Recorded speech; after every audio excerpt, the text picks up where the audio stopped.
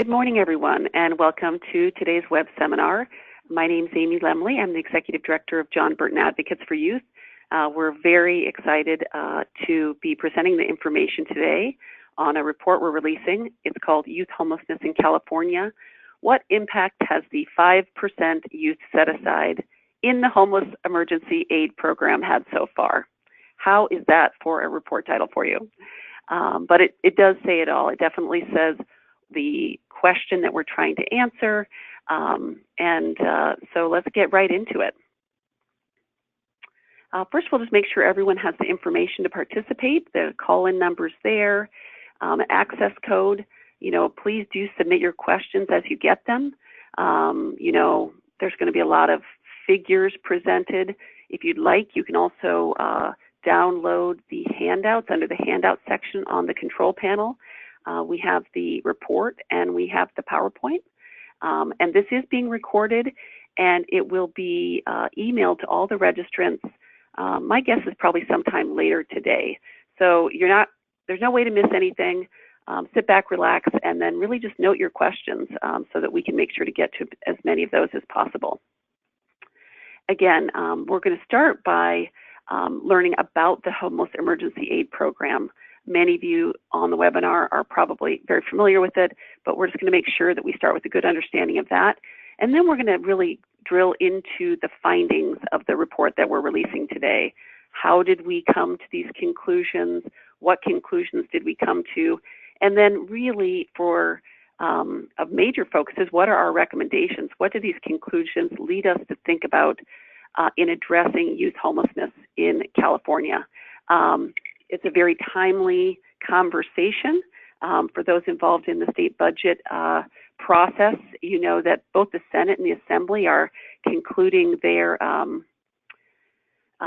deliberations, and then soon we'll move into conference committee, which is, where the legislature really determines the final state budget that is then really negotiated with the governor. And so that really is why we are releasing this today, is to try and inform that conversation and really also to say thank you to the legislature for considering the needs of homeless youth last year and to kind of show the impact it's having.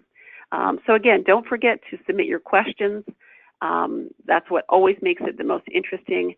And with that, I'm going to turn it over in a moment to our presenters. Again, my name is Amy Lemley. I'm with John Burton Advocates for Youth. We're also very pleased to be joined by Lahela Maddox, a grant manager for HEAP. Really appreciate your time at this busy time of year. And then also joined by my colleague, Simone Turek.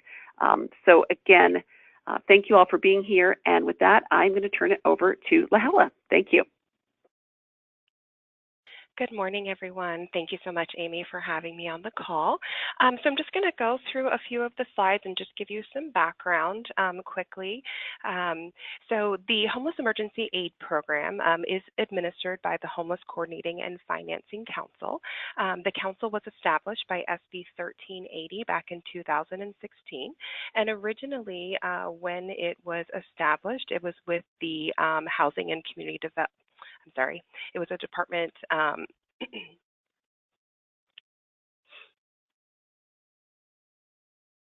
of Housing and Community Development. And then with SB 850, which was signed in June of 2018, it augmented SB 1380 and it moved the Homeless Coordinating and Financing Council over to the Business Consumer Services and Housing Agency, also known as BCSH. And so with that, there were a lot of significant impacts of SB 850, and that included permanent staff to support the mandates of the council. It designated the Secretary of BCSH as the chair of the council. It added 2 additional representatives from the Department of Transportation, as well as a young adult with lived experience. And then lastly, and what we're talking about today, is that it established the Homeless Emergency Aid Program for purposes of providing the local jurisdictions with one-time flexible block grant funds to address their immediate homelessness challenges. So you'll see the slide on the screen. It has the HEAP funding. It's was broken into three categories. The first was $100 million allocated to the 43 continuums of care, and this was based on a share of their total homeless population count from the 2017 point in time count. And then $150 million was allocated to the 11 large cities, and the 11 large cities are cities with a population of more than 330,000 individuals as of January 1st, 2018. And then the third category of $250 million was allocated also to the 43 continuums of care, and that was based on their total number of homeless individuals in the 2017 PIT count. And so the $350 million for the continuums of care was distributed with a formula, and it was one allocation. Though it's in two pots, and that's because the what it's based on is different, but it was one allocation. And then again, $150 million shared by the big 11. And so the next slide has the 11 large cities listed. And I'm not going to read them all, but you can see them here. The 11 large cities, they received their individual allocation, and then they could also be recipients from the continuum of care of additional funds should the continuum of care's local process designate funds to the 11 large cities. So the next slide is kind of just a quick HEAP timeline for you. As many of you know, the NOFA, the Notice of Funding Availability, was released on September 5th, 2018. And on that day, we actually received 2 applications from Oakland and San Diego. And then the closing period for the HEAP applications was December 31st, 2018. The applications were accepted on a rolling basis. We reviewed them as they came in. And then once the application was deemed complete, which means that they had all of their documentation submitted, we would initiate the standard agreement contracts. And when those were returned, which means they were an executed agreement, we did disperse funds within 15 days of receiving that executed agreement. We did award all of the HEAP funds by January 31st, 2019, and the final disbursement was made on April 3rd, 2019. So basically, in general, the disbursements, the first disbursement was October 22nd, and the last disbursement was April 3rd of 2019. This timeline also notes that by January 1st, 2020, which is coming up pretty quickly here, 50% of the funds must be contractually obligated by the local jurisdictions. They will also need to submit their first reporting requirements at this time. And then another report is due January 1st, 2021, and then a final report is due September of 2021.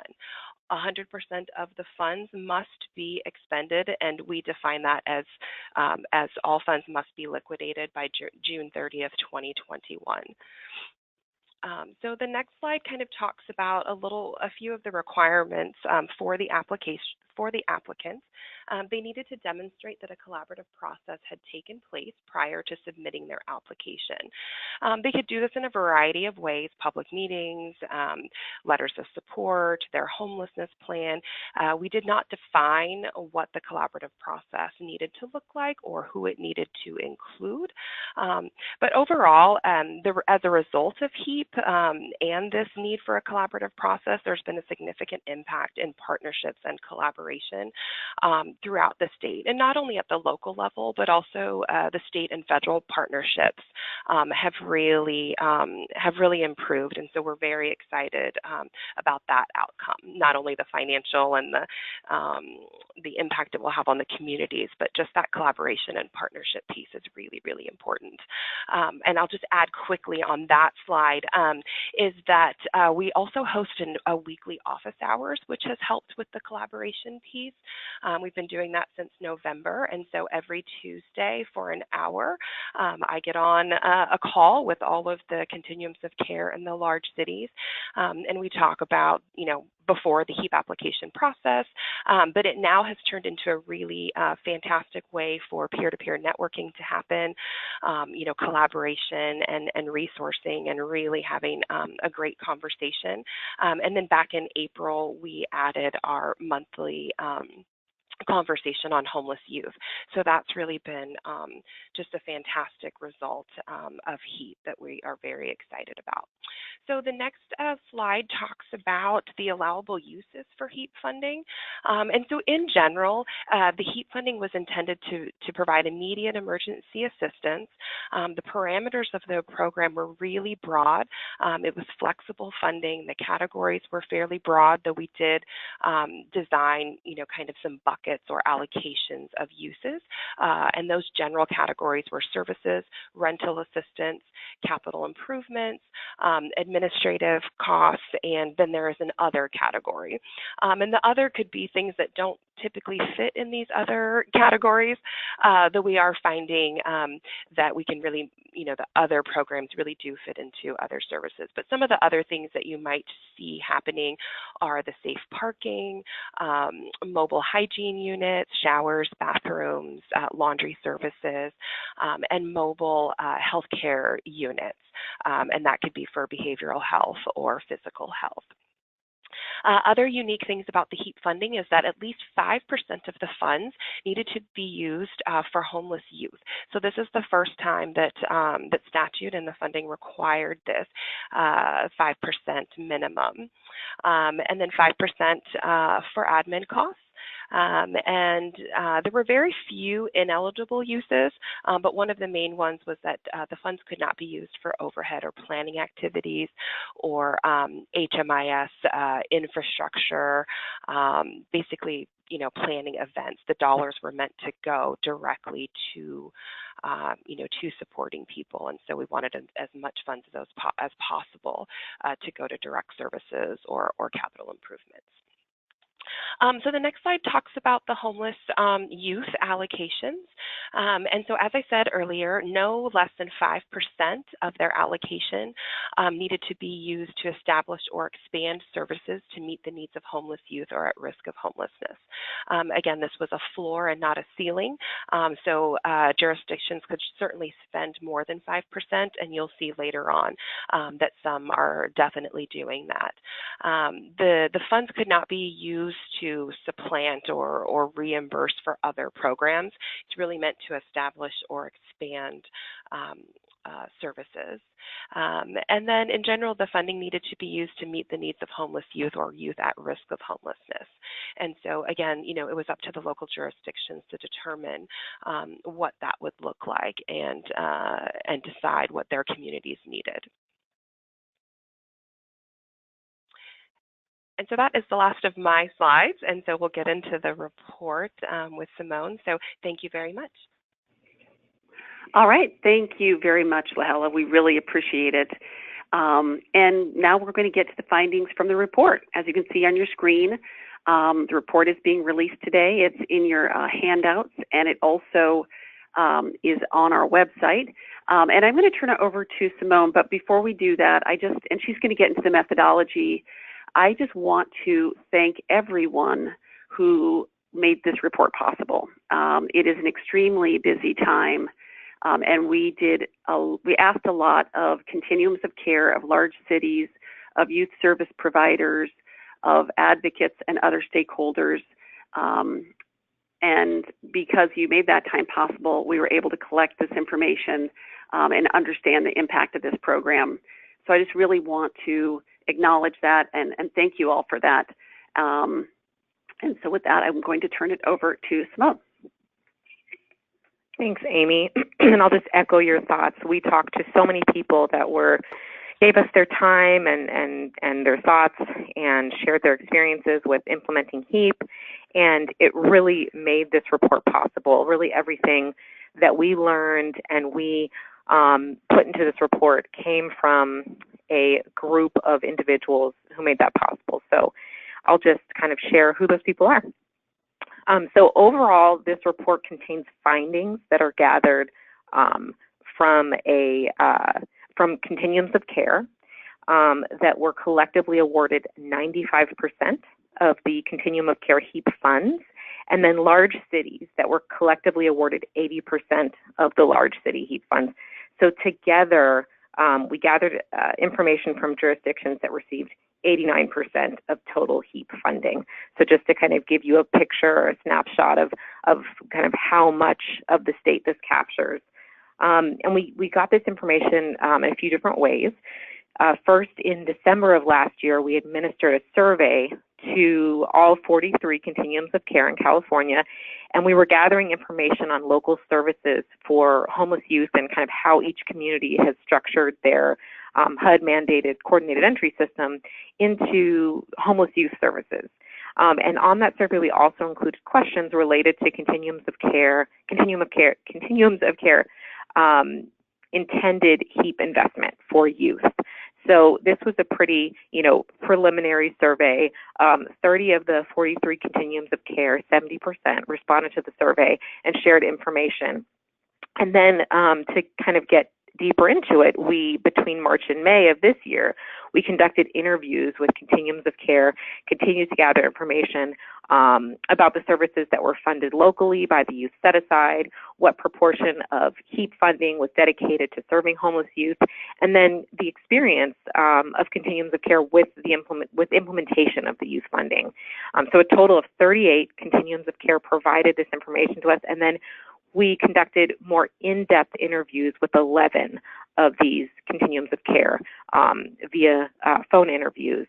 And then we also conducted these same in-depth interviews with 7 of the 11 large cities that received HEAP funding. And so those 7 cities were Bakersfield, Long Beach, Los Angeles, Sacramento, San Francisco, San Jose, and Santa Ana. And I'm obviously not going to sit here and list the 38 continuums of care that we got information from, but that is listed in the appendices of the report, and we definitely want to acknowledge everyone who was able to provide that information.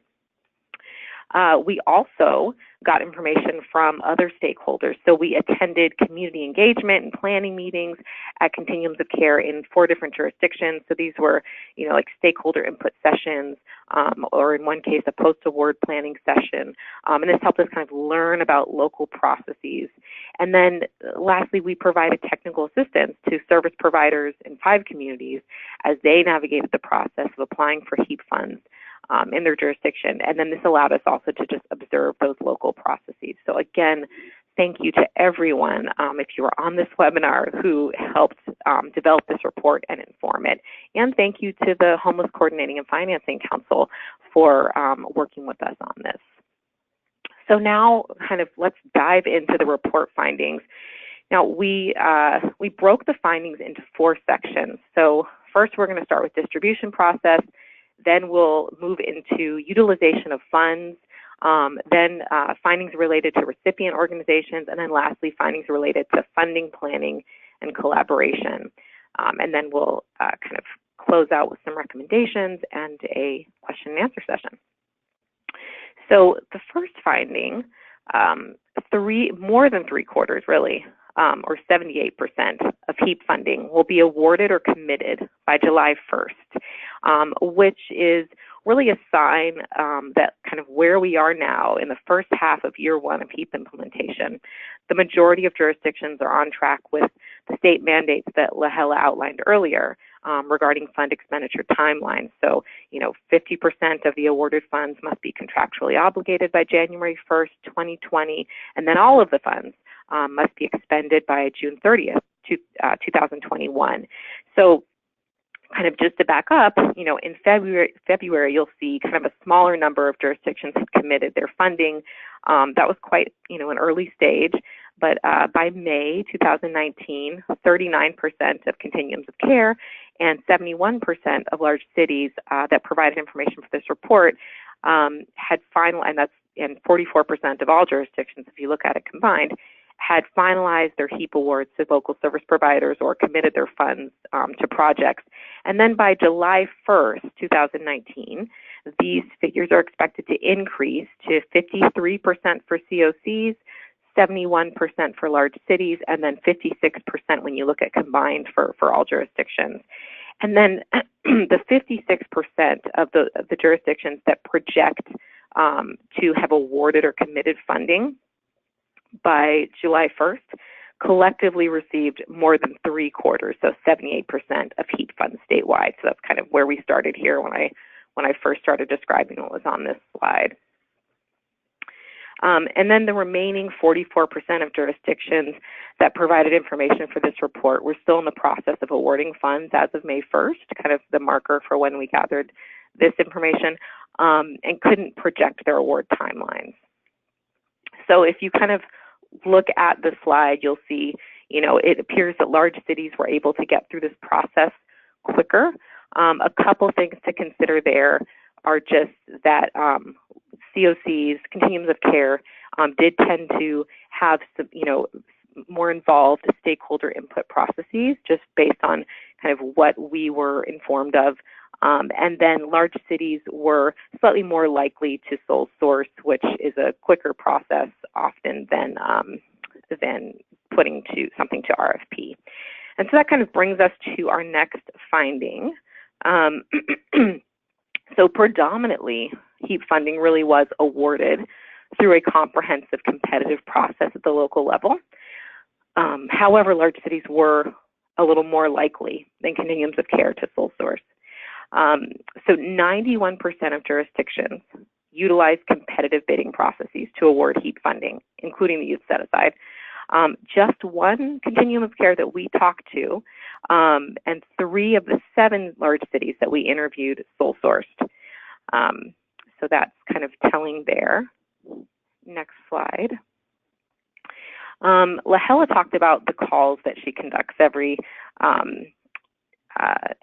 week with jurisdictions that are administering HEAP funding, implementing HEAP funding. And that was something that was raised also in our interviews with representatives from the continuums of care in the large cities. They really definitely appreciated the technical assistance provided by the HCFC, and it really, what their kind of the sentiment that we gathered from them was it really helped them with adhering to tight timelines associated with administering HEAP funding. Jurisdictions just kind of, representatives explained they kind of weren't accustomed to being able to access this level of direct support with other funding streams. And it really was a great opportunity for kind of peer learning and sharing. Normally they wouldn't necessarily be able to know what other jurisdictions are doing or what they're struggling with or what's going well. And so it was a really great opportunity for those types of conversations to happen. So next we'll dive into report findings related to utilization of funds. So first, as you can see there, shelter was the most common intervention category funded by the HEAP Youth Set-Aside, followed by transitional housing. So this chart shows the interventions that local jurisdictions funded using their HEAP Youth Set-Aside dollars. Now, some jurisdictions, put funding into several different places, several different interventions. So they're represented in several rows. Some may have just funded, 1 or 2, maybe 3 things. So you'll see, some of the jurisdictions we talked to did many of these things. But for continuums of care, the single most funded intervention was shelter. For large cities, you'll see, and these are circled on the screen, you'll see it was rapid rehousing. And then for all jurisdictions, kind of collectively, it was shelter. But as you can see, for all jurisdictions, transitional housing, rapid rehousing, and permanent supportive housing were also up there with shelter. And this data includes percentages based on those we had this information from. So, 13 continuums of care hadn't finalized their awards at the time they provided the information. So they didn't share this piece of information. And then 4 large cities and 5 continuums of care didn't provide information for the report. So just to be clear, this table excludes those jurisdictions, but still covers the majority of the state.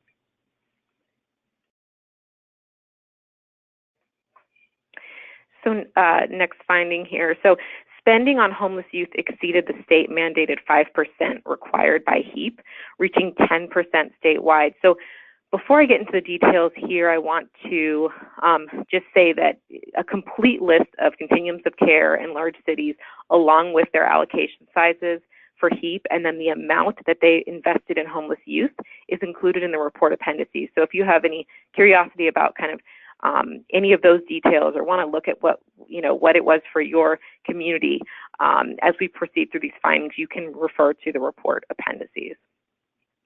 So jurisdictions' applications to the state, to the HDFC, collectively indicated intent to direct $34 million toward youth homelessness, which is nearly 7% there. Jurisdictions' applications, what jurisdictions reported to us subsequently, what they ended up actually putting towards youth homelessness was actually a higher number. So it was 51.6 million, which is just over 10%. So as Lahela explained to me, they will adjust this amount later on when they report to the state. And so we'll see that increase in what was actually put toward youth. Overall, 44% of jurisdictions statewide designated more than 5% of their HEAP funding to addressing youth homelessness. And so that brings me to our next slide, which shows that 44% figure. So this first table shows the proportion of jurisdictions that did and didn't exceed the 5% youth set aside. So kind of the first two rows there. So like I mentioned, 44% exceeded the 5% figure, and 56 did not. And then the second part of the table or the chart shows how many jurisdictions spent between different ranges. So between 5 to 10%, 10 to 15, 15 to 20, and then higher. And then as you can see, a large portion of large cities, 45%, had youth set aside amounts between 5 and 10%. And then continuums of care were a bit more dispersed across the ranges. And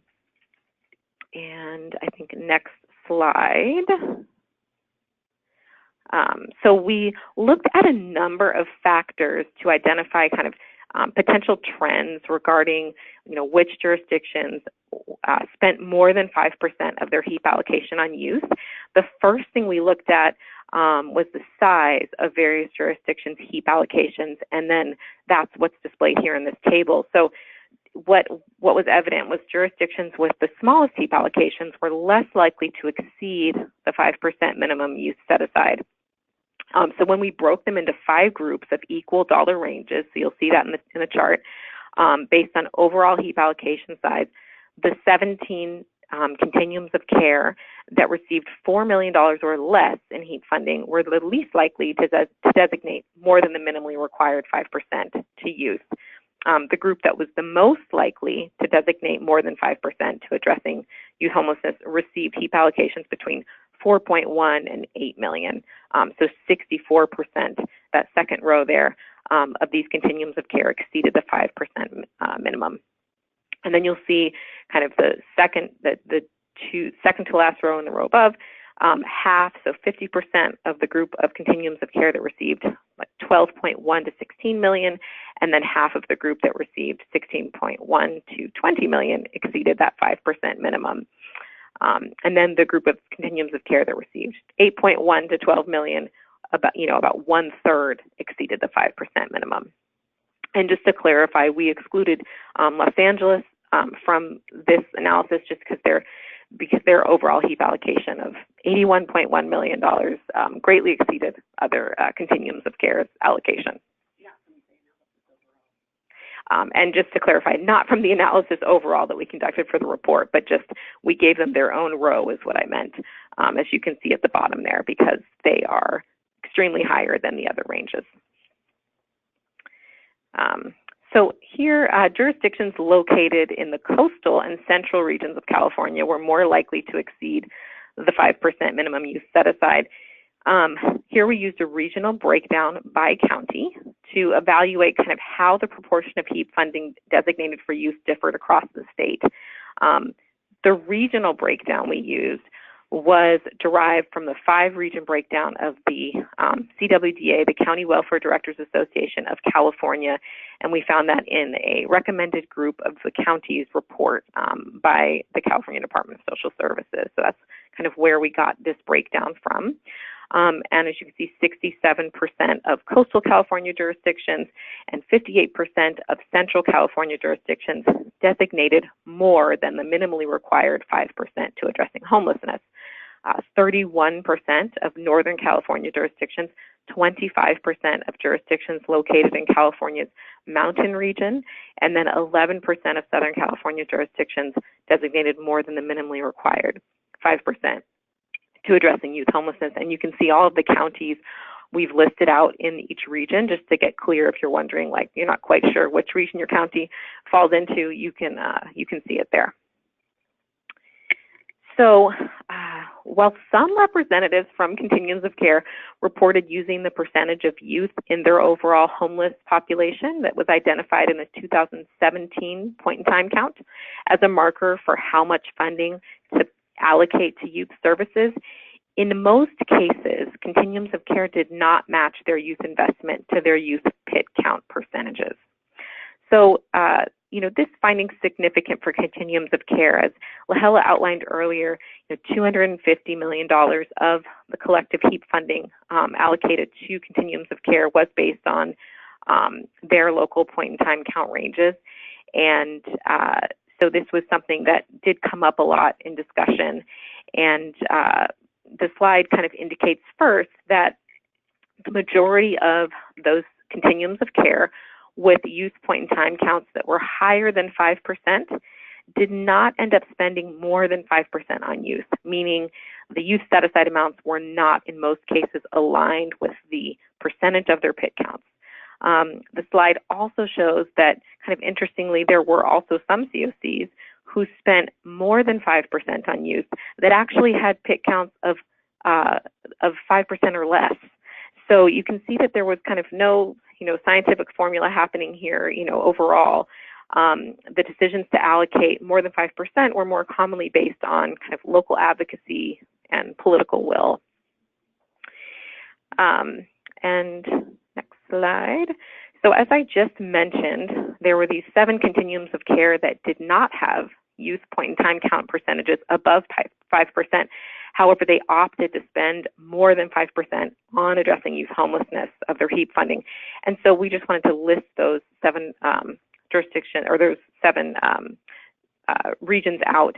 So those continuums of care, the percentage of youth in their homeless populations, and then their designated youth set-aside amounts is what's displayed on the slide. So you can kind of tick through them and see they range from 3 to 5% of homeless youth in their communities, and their set-asides range from 5.4% all the way up to 17.6%.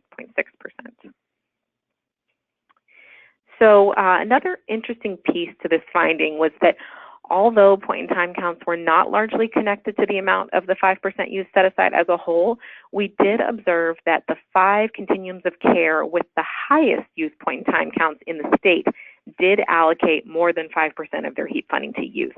And so again, those are then listed on this slide. So you can see we have, San Jose has a very high PIT count percentage, 34.2%. They put 10% of HEAP funding toward addressing youth homelessness. So you can see kind of going down the list what each jurisdiction did. And people, I'm guessing, are wondering if they're seeing this right. Yes, San Francisco did actually allocate a quite sizable proportion of their HEAP funding to youth. Now, San Francisco is both a city and a county, and the lead agency for the COC is also the city department that received the city funds. So this agency spent both of their, spent their allocations jointly, and the large city funds and the COC funds, and that joint amount amounted to 60%. So you'll see 45.6 on the slide, because when broken down by COC funding and large city funding, that's what that equals to. But the 60% is what kind of they did as an agency.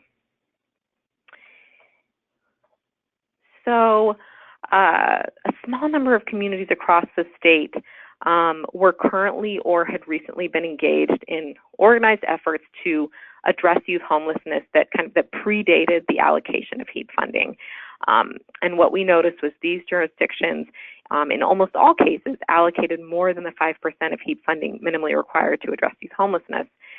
But I do want to say, we know there is a lot of great work going on throughout the state to address youth homelessness. And these were the efforts that were brought to our attention. They were the kind of large, many of them federally funded, organized efforts to address youth homelessness. So this is not to say that there aren't other things happening across the state, but these were brought to our attention. So in 2017, San Francisco and Santa Cruz were 2 of 11 communities across the country awarded funds during round 1 of HUD's Youth Homeless Demonstration Program. And 2018, San Diego County was awarded YHDP funds during round 2.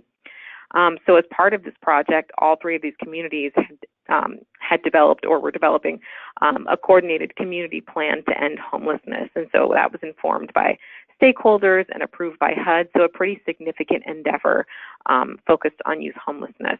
And then in LA, the Continuum of Care, LAHSA, the Los Angeles Homeless Services Authority, they had led a stakeholder input process to determine how to direct Measure H funding to address homelessness, which is a local funding stream in their area to address homelessness generally that included, obviously, youth homelessness. And then Sacramento was one of 5 communities in the U.S. participating in the current, or the 2018-19 100-Day Challenge, which is also a HUD-funded effort designed to kind of empower and support frontline teams in pursuit of an ambitious 100-day goal to address homelessness. So they participated in that, and then Mendocino County had previously participated in that challenge a couple years back, or a year back. So all of these jurisdictions exceeded the 5% minimum, with the exception of one, but they almost all exceeded it through either their city funding or their COC or both. San Diego was the exception. They did have a bit of a unique situation where YHDP was literally rolling out at the same time as HEAP. And so, folks didn't feel it was necessary to utilize a higher proportion of HEAP funding for youth when they had a huge endeavor that they were kind of currently focused on developing plans for youth homelessness and soliciting proposals for that work kind of concurrently. So what I take from all this is that, when communities put attention into really understanding the pervasiveness of their homeless youth crisis and the issues elevated and kind of analyzed through planning, that the real solutions do start to be identified, and these communities kind of are then better positioned to know what to do with homelessness funding for youth and how to organize their stakeholders around it. That's really what we heard from people in our interviews. So moving into our next set of findings, and that was our meatiest one, our largest set of findings. These are a bit shorter. So recipient organizations. So our first finding here, HEAP funding for homeless youth largely went to entities currently funded by local continuums of care. And maybe this is obvious to some people, but based on conversations with representatives from continuums of care that had awarded their funds by the time of their interview, a limited number of new providers were actually awarded.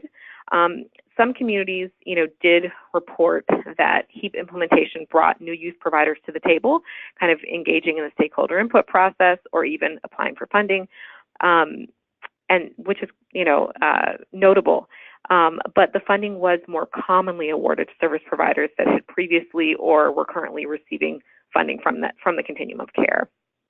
In jurisdictions, we also heard with few youth providers, so in particularly some of the smaller jurisdictions, HEAP funding was in some cases awarded to adult housing providers that expanded their target populations to serve youth in order to meet that 5% youth set aside. So just for example, one jurisdiction we talked to, they didn't receive any proposals. I think it was for navigation services.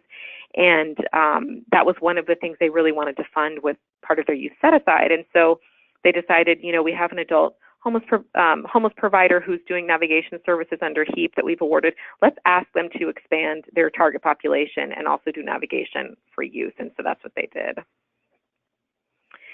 The next finding, so youth providers that had never received funding from their COC, from their continuum of care, required technical assistance to become successful HEAP applicants. So in those cases where there were new providers awarded HEAP funding, you know, it was not an easy process to go through. And so we worked with a number of service providers applying for HEAP funds. Some were already receiving funding from their local continuum of care and were already kind of plugged in to that homeless youth kind of system. And some had never received funding from their continuum of care. So maybe they were providers that served current and former foster youth primarily and were trying to kind of expand the breadth of what they did to a more expanded target population. And so kind of what it came down to, what we observed, is that, you know, navigating the requirements, you know, presented capacity building challenges. So kind of understanding the purpose of and how the coordinated entry system works was huge. Embracing housing first principles and practices, and then kind of identifying how their proposed project or their proposed services fit into the continuum of care's priorities. So, you know, offering this type of technical assistance in the future could be an effective approach to developing kind of greater community capacity to serve the homeless youth population. It might allow jurisdictions to engage some new providers for those communities that feel like they didn't have enough youth providers. So select jurisdictions use HEAP to address the issue of student homelessness. So, you know, as we talked with people, you know, many jurisdictions viewed HEAP one-time funding as an opportunity to really think creatively and consider what can we pilot or what can we try that we've not previously funded that we can then look to see if it's effective and think about how to sustain. So select jurisdictions did look at the issue of student homelessness as something they wanted to tackle. So college student homelessness, for one, you know, people have probably seen, you know, the recent media attention, the research indicating that 1 in 5 community college students experience homelessness. So an example, in Santa Rosa, they are funding, their continuum of care is funding kind of a variation of what's referred to as college-focused rapid rehousing. And that's a model developed by Homelessness, Inc. in 2016 in LA. And it consists of partnership with the local college, partnership and co-location really with the local college, and then housing supports really tailored to meet the unique needs of students. And then additional jurisdictions are also kind of considering similar proposals. So we don't know just yet how that will pan out, but we're certainly waiting to see. We also learned about efforts to address homelessness among K-12 students. So in Lake County, the continuum of care chose to really divert all of their HEAP funding for youth to the local K-12 school district's McKinney-Vento liaisons who work with homeless students. So the funding is intended to be used flexibly to stabilize students experiencing homelessness. And what this really, how this came about was they realized, well, the majority of youth, you know, in the Lake County region that were identified as experiencing homelessness were public school students that were already kind of in contact with these district staff members. So they really wanted to be able to enhance the service that these individuals charged, you know, with working with these students could offer. And then in Mendocino County, the continuum of care awarded a portion of their 5.4% youth set aside to the Office of Education to support homeless students and their families in identifying and accessing shelter. So next slide. And I think at this point, I am going to turn it over to Amy to talk about report findings related to funding, planning, and collaboration. Thank you very much, Simone. That's a lot of information to share. And, you know, as she said, the second part of the findings are a little briefer. So one question that we explored with the COCs in large cities is it necessary to have a youth set aside? We really, you know, probed them deeply about this, both in the survey and the in-depth interviews, and 100% of the COC respondents in large cities reported yes, they thought it was necessary to have a youth set aside. The quote on the slide, it's clear we have an adult-based system, so if nothing is allocated to transition age youth, it will dissolve among the many priorities for adult funding. So we were quite encouraged by this. We thought we'd hear from some COCs or large cities that, kind of this would maybe happen on the natural, but that's not the response they got. It was their opinion that this policy tool of setting it aside was necessary if funding is truly going to go to homeless youth. We also really wanted to know if COCs thought they were the entity to distribute and coordinate homeless youth funding. Again, do they want to do this? Are homeless youth something they see within their purview? And again, this was another one pretty shocking, or not shocking, just certainly clear that 100% of them said, yes, we see administering funding to homeless youth within our area of expertise. So they see this as within their wheelhouse. I think we definitely heard, and we'll get to this finding a little bit later, they didn't necessarily feel expert on the content of youth homelessness in terms of, but they felt they had a broad regional perspective. These are some of the quotes we got: experienced at facilitating a comprehensive stakeholder input process, that they already regularly coordinate with existing housing providers, and they currently develop regional plans to address homelessness. And so that kind of set of activities that they conduct were some of the reasons why they felt, that they were an effective entity or an effective table, really, to have this conversation and to administer these funds. We also asked, is ongoing funding required? So really wanted to ask, this is a large one-time infusion. Is ongoing funding required? And again, 100% of the 18 SUSIs and LCs that participated in in-depth interviews, we got data from many more, but in-depth interviews were conducted with those 18, really thought that absolutely. This was, I think the word down payment was used, but it's really not going to address the issue if we don't have sustained funding. Some of the impact that they cited is, as Simone said, some jurisdictions tried new things, college-focused rapid rehousing, that they all cited the difficulty of funding housing interventions, which could continue beyond the life of the 2-year program. They thought that this made it a little bit more likely that they would invest in shelter. Like if they didn't have it's really hard to really communicate how many parts of the state have nothing for homeless youth. And so if you are going to create a program and end it within a 2-year cycle is just not feasible. So in the absence of being able to do that, sometimes, investing in existing providers or adding a little extra capacity to additional shelter was the strategy taken. But in many jurisdictions, there was nothing to build on. And then the short-term nature of the funding, they told us, prevented smaller organizations from applying. It's a massive undertaking to complete these RFPs. It's a very rigorous reporting process that's required, including the data that's required to be entered into HMIS. And they told us, it's just not practical for a small organization to get this big infusion of money, start a program, and then end it so soon. And so that was some of the feedback that they provided in the in-depth interviews. They also, there was a consensus that it really highlighted the need to improve the point-in-time count. There was wide recognition that it was a significant undercount. In these in-depth interviews, no one really felt that the unaccompanied homeless youth figures were correct. And that the fact that HEAP was allocated using the point-in-time count really heightened the awareness of this, and it stimulated new conversations about how to improve.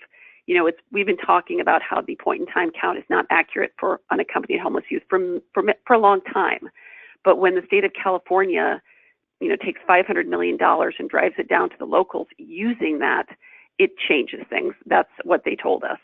And so there were a lot of conversations happening around the state that we need to do this better. Absent an accurate count, strong local advocacy led to investment above 5%. And, one example is Santa Clara, many other examples where really going in, talking to the COC, talking to the large cities, explaining why the point-in-time count is not as accurate for unaccompanied homeless youth, really laying out the case for why youth homelessness presents itself differently, and how a count that was never designed for homeless youth does not accurately count the number of homeless youth. Interestingly, however, jurisdictions that had invested in improving their count for homeless youth were more likely to use the higher percentage.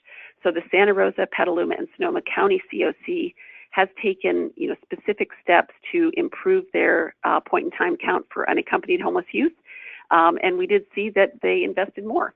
And so the point-in-time count certainly, if it wasn't on the radar, it certainly, of course, is on the radar, but the importance of strengthening that for unaccompanied homeless youth was one impact. So those were our findings, and we're just going to close out the rest of our time together with the recommendations that these findings led to.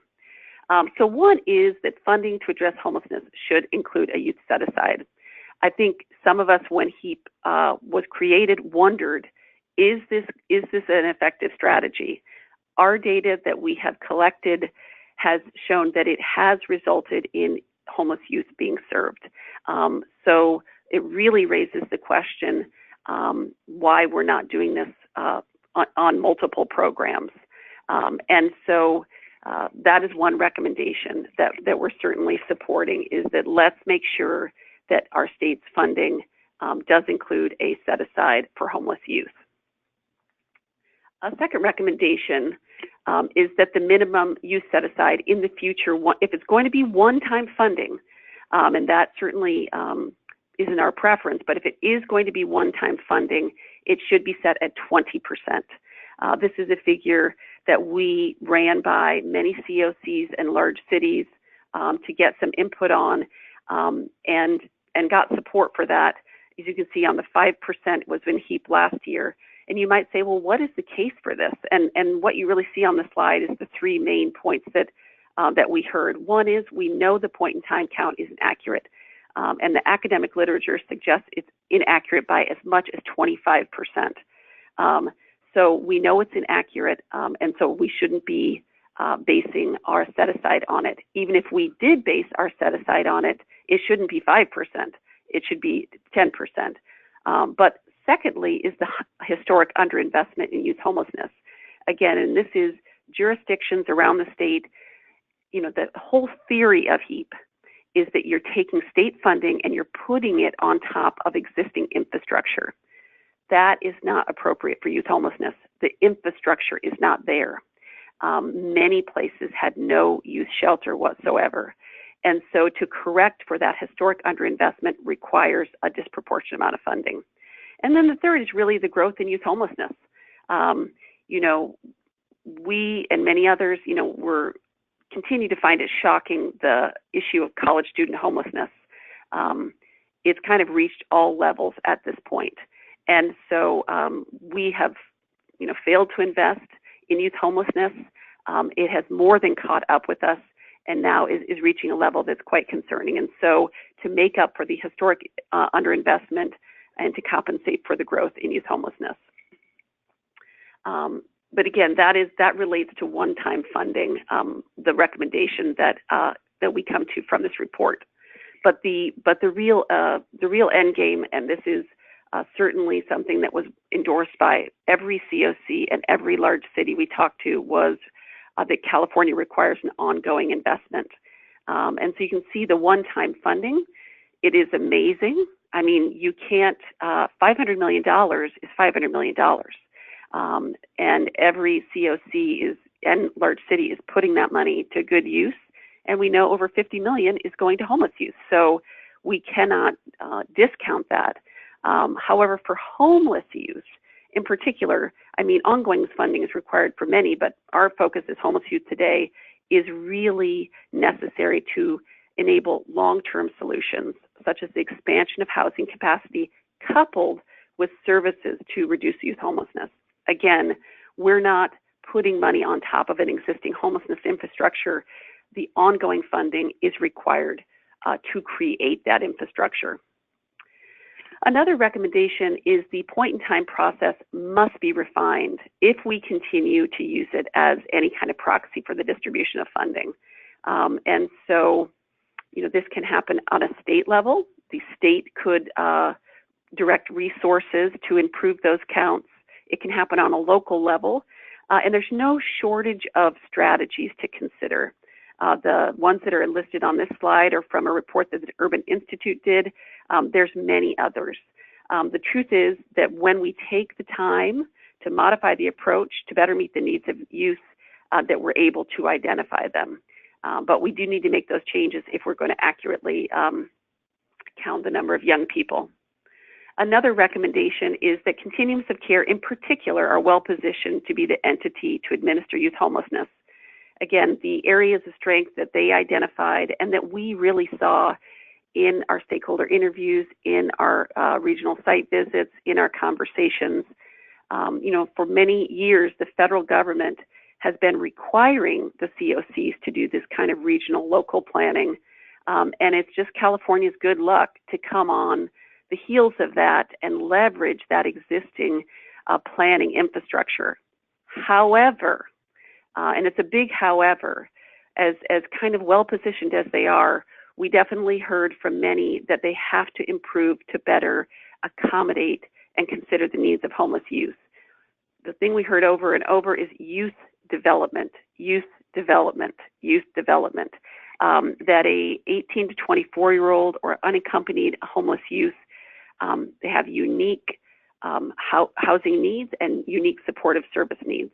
And that trying to build that understanding and that knowledge more deeply. And this is a general statement. I mean, in fairness to the COCs in large cities, some have invested a tremendous amount of energy to deepen that expertise and others haven't. But generally speaking, this is something that we did here. Also, outreach to youth providers, making sure that there is room at the table for these organizations who are expert in homeless youth, offering that technical assistance to lower that bar so that the best and most qualified providers can access this funding, and really just a generally improved understanding of youth homelessness. Youth do not become homeless for the same reasons adults become homeless. Their experience of homelessness is different, and their trajectory in homelessness is different. And so really just trying to even make our COCs even more effective by building their knowledge in that area. And then lastly, the provision of technical assistance should be included in any future state funding. This was very, very well appreciated on the part of the administrative entities who received the funding, and that it is something that is an important element of any future funding. And we would argue additionally to enable the large cities and the COCs or whatever entity receives the funding to offer that to homeless youth providers, again, so that the funding is accessible and so that the kind of most highly qualified youth providers are able to access that funding. So those are our recommendations. And so now we have to ask, what is next for HEAP? And so it's a good time to have this conversation. We know the Assembly's budget proposal includes $650 million for HEAP, with an intention to set aside funding for homeless youth, but no percentage specified. And the Senate, fortunately, has also considered the needs of homeless youth. And so we're very fortunate to have a legislature that is understanding that the crisis in youth homelessness must be addressed.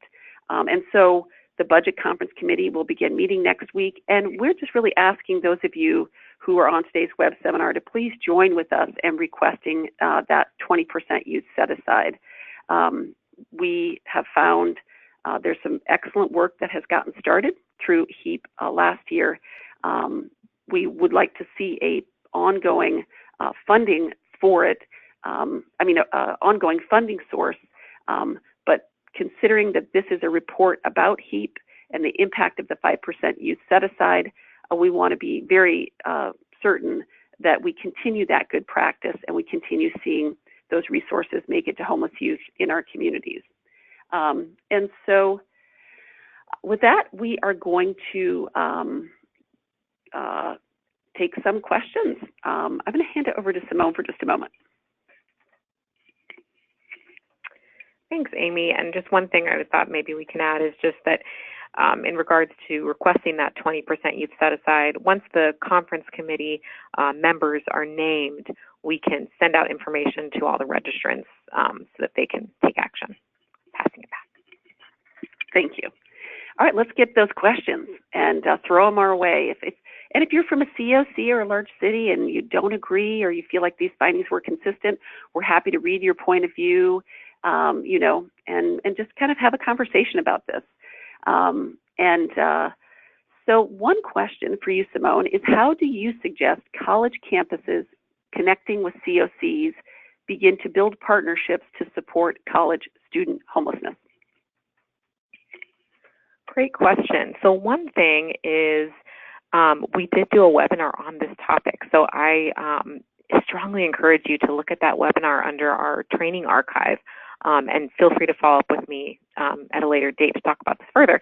But I would say the best start is to reach out to your local continuum of care, or if you're already connected with a local homeless youth provider, engaging with them about a partnership. So, you know, if there's an existing coordinated entry system in your community, the best thing you can do is move an access point onto your campus. So every youth who wants to receive services, whether just services or whether a housing intervention, will need to go through that coordinated entry system, and so they'll need to be assessed. And so if you have an organization that does those coordinated entry assessments, maybe co-locate on your college campus, say twice a week for a certain number of hours, almost like office hours, and kind of they're that go-to person, then as college staff identify youth that are experiencing housing instability, they can refer students to that person directly on campus, and they can actually get assessed right then and there and be connected to services. So that's the really, I would say, the crux at what that partnership is. But like I said, there's a lot more there, and I suggest looking at that webinar. All right, thanks. I'll answer a quick question, then I've got another one for Simone. Does the report include details on how some jurisdictions have improved their PIT counts? And so, no, it does not. We do not have recommendations about how to do that. But we did hear from, you know, jurisdictions that had put in that time that they found that helpful and that they had a higher proportion, and then that helped them use a higher proportion of their HEAP funding. And next, I'm going to go to Simone. Are there efforts underway to assess the efficacy or implementation of some of the specific interventions? We shared kind of what they were, but will it be evaluated at that level? Not that we know of formally. I certainly can't speak on behalf of all the local jurisdictions. They may have their own plans about evaluating the services that they're funding, and I'm sure they each have their own processes as far as what they expect reporting-wise from their providers. But I don't know of any kind of system-wide effort to evaluate. But we know that there is a need for developing more evidence for youth homelessness interventions. So great point to raise, and hope that there are some efforts at the local level, at least underway, to try to build that evidence. Okay, here's another quick question for you, Simone. What does sole sourced mean? Yeah, sorry, we probably should have clarified that in the presentation. So, like we said, the majority of jurisdictions, you know, use a competitive process where they put out a request for proposals or a notice of funding availability, and then providers submit proposals, and then those proposals are reviewed and they're looked at competitively amongst one another.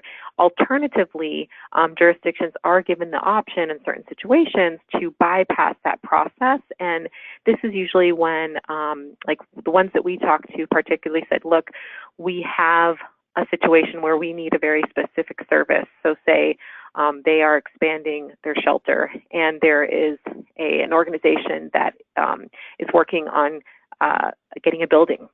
And so we know that if we help them get that building or help them establish this expansion, that they can pull off what it is that we're looking to do, which is that shelter expansion. And there's no other organization in our community that's positioned to do that. They can choose to what's called sole source, so bypass the competitive process and just basically, commit the money to that organization and that project.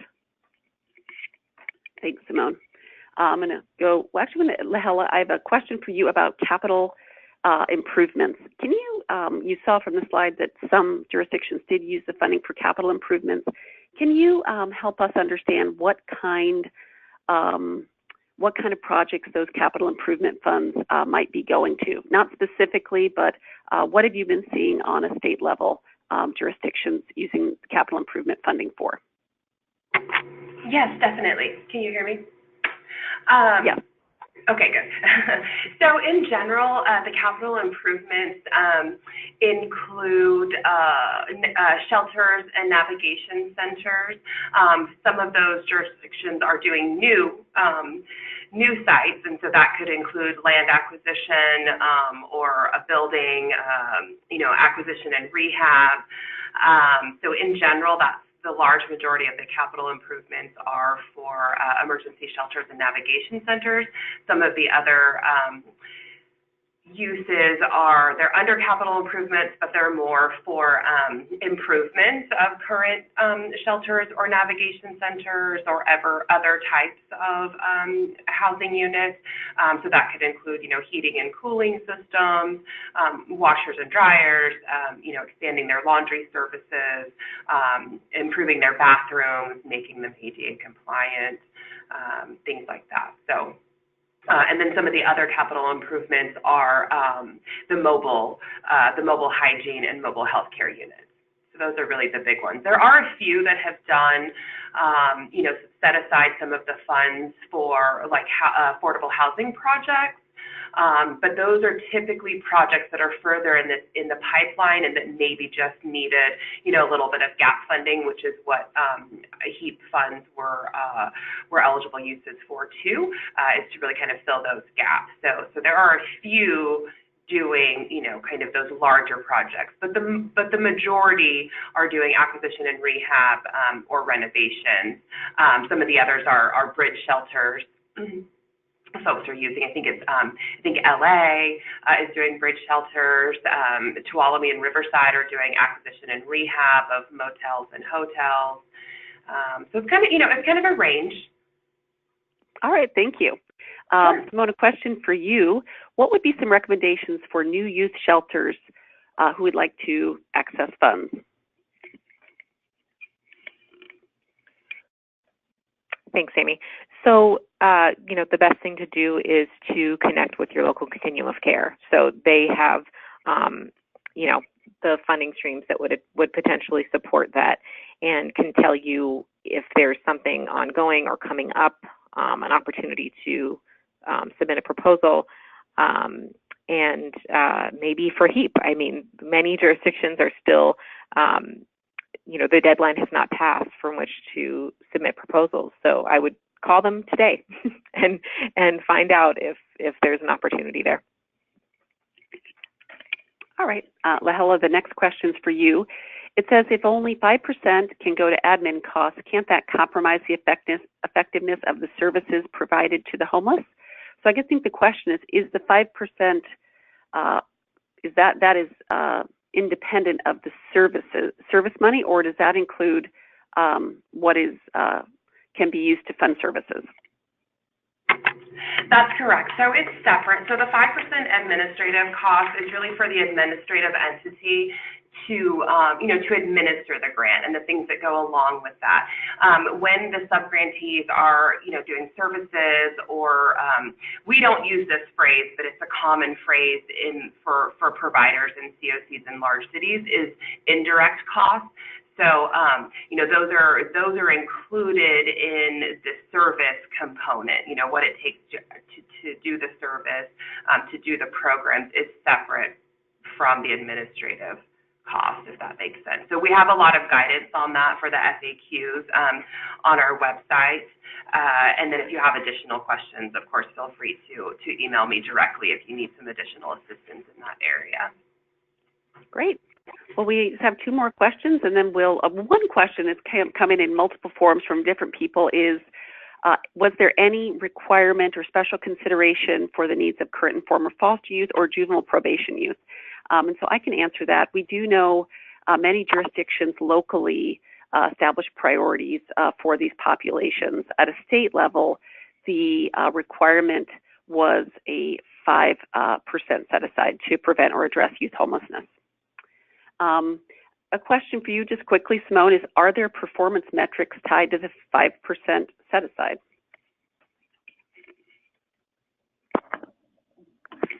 I'm actually going to pass this back over to Lahila. I think she's the best position to answer this one. Yeah, so there are reporting requirements. We're actually, working with the COCs and the large cities right now on those. The NOFA and the standard agreements have some general reporting requirements, but we will be capturing information specific to the 5% homeless youth set aside. And as Simone had mentioned earlier, that preliminarily with the applications, it's at 7%. Obviously with their numbers, folks are reporting around 10%. And so once those reporting requirements come in, we'll have a better idea after the awards have been made to the subgrantees of the exact dollar amount and the uses. So yes, we will be capturing that information in the reporting requirements separately, specific to the youth. All right. I think with that, we've gotten through all of our questions. There's a few we kind of are very specific. We will follow up with you. But overall, just want to take a moment again to thank all the COCs, large cities, youth providers, and many others who were so integral to the completion of this report, and absolutely to the coordinating council, the extra help you provided to make those introductions at times really was extremely helpful.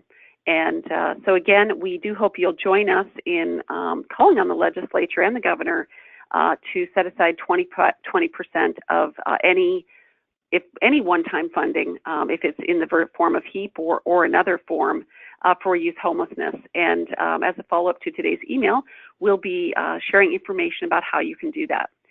So again, thanks everyone for being on today's web seminar, and have a good day. Bye.